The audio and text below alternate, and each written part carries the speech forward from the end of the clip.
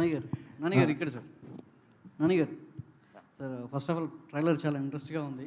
So violence కోరుకునే audience ఎంత ఉంటారో వాళ్ళందరూ చూడడానికి ఈగర్లీగా వెయిట్ చేస్తున్నారు.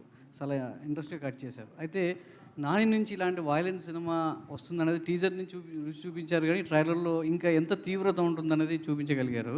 కానీ బయట సొసైటీలో మంచి తీసుకునే వాళ్ళు ఎంత ఉన్నారో చెడు తీసుకునే వాళ్ళు కూడా అంతే తయారవుతున్నారు.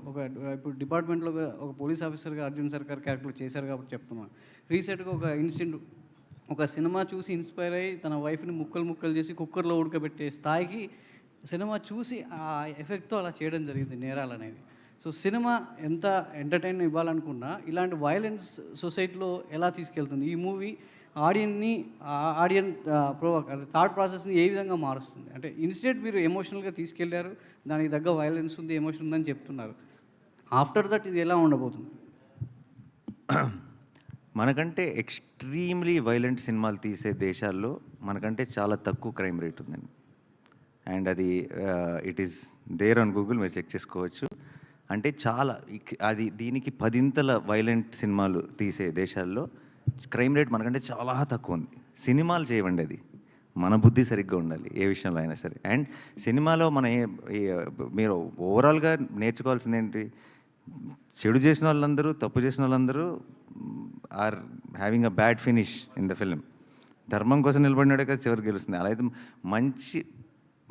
అసలు సినిమా అన్నది it is obviously we have a responsibility. And ఆ రెస్పాన్సిబిలిటీ మేము అది ఎంత అప్లై చేసామనేది మీకు రేపు సినిమా చూసినప్పుడు అర్థమవుతుంది.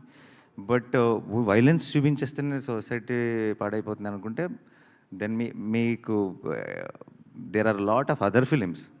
ఇది ఒక జానర్ ఫిలిం ఇది కనీసం, బికాస్ దీనికి ఇట్స్ అ క్రైమ్ థ్రిల్లర్, దీంట్లో వైలెన్స్ అయిపోతుంది. బట్ చాలాసార్లు అవసరం లేని చోట కూడా చేస్తాం. అది మేబీ దాన్ని అడ్రస్ చేయాలి మనం.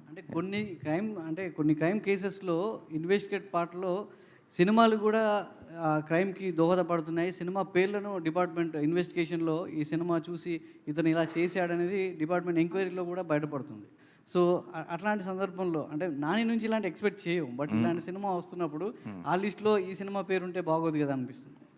ఇక అది వాడెవడో సినిమా చూసి ఏదో చేశాడని చెప్పి మనం ఏం చేస్తామండి. ఇట్స్ అది ఒక ఇండివిజువల్ వీక్నెస్. అది అది వాళ్ళు ఎతుక్కునే రీజన్. అది బేసిక్గా లోపల ఒక క్రిమినల్ ఉన్నాడు అనుకోండి, ఆ క్రిమినల్ అన్న క్వాలిటీ అది ఎలాగైనా బయటకు వస్తుంది. అదేనా వాడికి ఏదో ఒక రీజన్, వంక కావాలంతే. ఆడు వెతుక్కునే వంక అది తప్పితే సినిమా చూడటం వల్ల వాడు అలా చేశాడు అన్నది అసలు ఆ పూర్తి అబద్ధం. అది